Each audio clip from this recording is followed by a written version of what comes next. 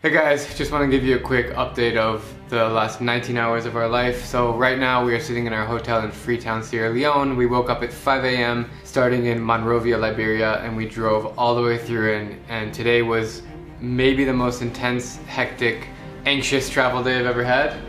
Yeah. One of the most. So we're just going to give you a quick recap of what happened because we think that this story needs to be told and we want you guys to know, first of all, what it's like to travel in West Africa overland with your own vehicle, and also some of the problems that are dealing in this part of the world, which need to be discussed in a public manner. So first off, we jumped in the car at 5 a.m. We drove to the border of Liberia, which actually at that first border we didn't have too many issues. They were very friendly. That one 6 checkpoints, only one that stopped us to see the passports. What's happening right now? Nothing. The 7th passport in the day. Marlon's taking our passports in. Hopefully it will be just that check. Let's see. Yeah, and the lady was friendly. That first border check, very friendly. Yeah. Every official at that side of the border, the Liberian side, was super helpful. Yeah. Yes. So quick side note, our driver was forced to pay $1,100 US from the border of Guinea and Liberia, and we did not think he was going to get that money back. I said there was like 5% chance. Yeah. And shockingly enough, he got it back. So good for him, everybody was happy. So we exit Liberia, fine. So right now we're crossing the border from Liberia to Sierra Leone, over the river, and welcome to Sierra Leone. And then we get over to the country of Sierra Leone. So I'll let Alvaro tell you what happened. We find a local fixer. So our fixer from Liberian side leaves us with another dude. Extremely helpful, really nice guy, friendly. Moves us to the little building, like one level building. A few different rooms in that building, a little hallway, really narrow hallway. Yeah. The building was probably like 50 years old, quite like run down. Yeah. We get there, they check our visas first, two guys. We had like letters of invitation, so were the visas on arrival essentially. Everything was paid for, it was an actual visa, we could get in, no problem. But obviously they were looking at the papers, like analyzing up and down. They've never seen something like it. I understand it's a little bit like a weird process, but we had some screenshots from an email. They just read that and they're like, they were quite happy. So you and I were positive. We're like, hey, we thought this was going to be the major problem in all our trip in West Africa, because that visa was a little bit edgy, but we hurdled that obstacle quite well after like 30 minutes of talking to the guys. And we thought that was the only hurdle that we had to cross. That's it. Normally, right guys? You go through immigration, that's it. No. We just got really scammed at the border of Liberia entering into Sierra Leone by the Sierra Leone officials. And not a good welcoming into Sierra Leone.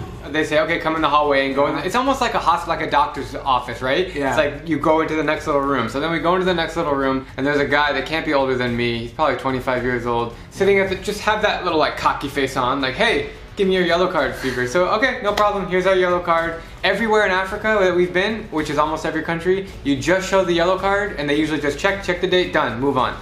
This guy checks it, he goes, this is not acceptable, you don't have a cholera shot. And first of all, I don't even think a cholera shot, I've never heard of people I think cholera was eradicated. Yeah, we're connected to every single traveler who does this for a living, and no one has ever said that you need a cholera shot or anything. Obviously we knew he was we knew he was from the beginning. So we looked at each other and said, no, this is all we need. We can get it to the country. Essentially, the only vaccine you need to travel into these countries is the yellow fever. Yeah. And we had that shot. We had it. It was clearly stated. Everything was perfect. He just invented this new vaccine we needed. Yeah. Then I was kind of quiet because that's just how I am in nature, and Alvaro kind of got a little bit. Yeah, I was a little bit aggressive with the guy because I know we both knew what was going on. I was like, hey man, you're trying to pull all these shit on us. You essentially want to bribe. We're not going to pay you anything. We are on our rights.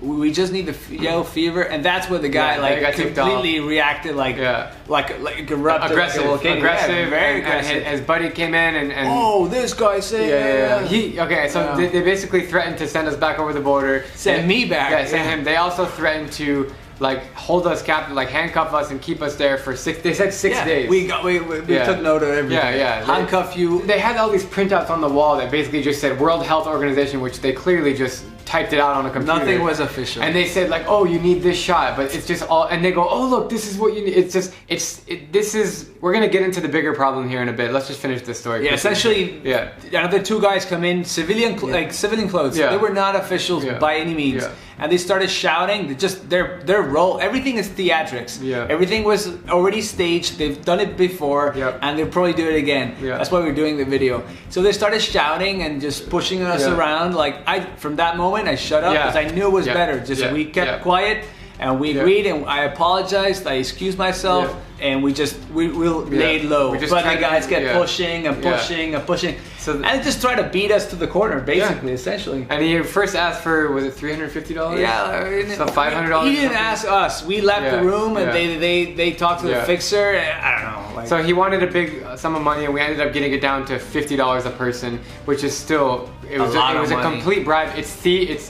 They're bandits, and they're robbing us, essentially. The only reason we paid is because we were already super behind in our schedule, and we couldn't afford another hour, another 2 hours of just waiting it out, because we would have stayed and slept in the border. Essentially, that's the only reason. We're totally against bribery and like contributing to this corruption. We were really pissed. And the funniest part, and then we'll finish this part of the story, is when we were all in the room like negotiating at the end, the guy actually took out the needle, and he was looking at us directly in the eye, and the vaccine was coming out. You want the shot? I'll give you the shot. 1 second. Touching the needle. He was touching the needle. Like, bro. Okay. Anyway, so we ended up paying them the money, and then we eventually got out, and then we drove. It was ridiculous. And then we drove 8 hours basically to Freetown, and it was a 19-hour journey the whole time. We're here now. Everything's fine and safe. This is not only. So I also want to say something, that this is not a problem with Sierra Leone. I don't necessarily hate the country of Sierra Leone. I have met a lot of nice people so far, and it was actually a beautiful drive here. Great guys we met on the road.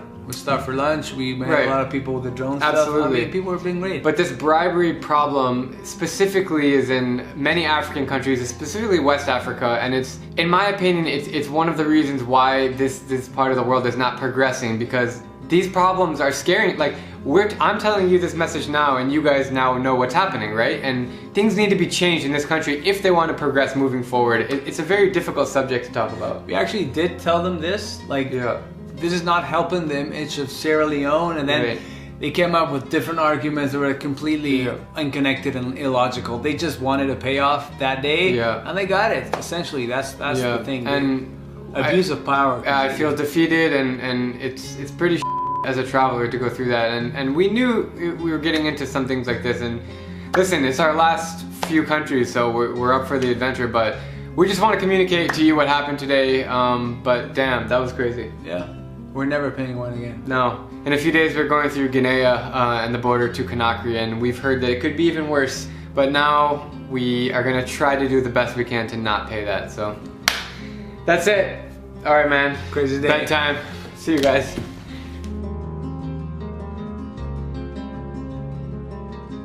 I'm Drubinski, and if you like my travel videos, please click subscribe and join me as I plan to visit every country in the world.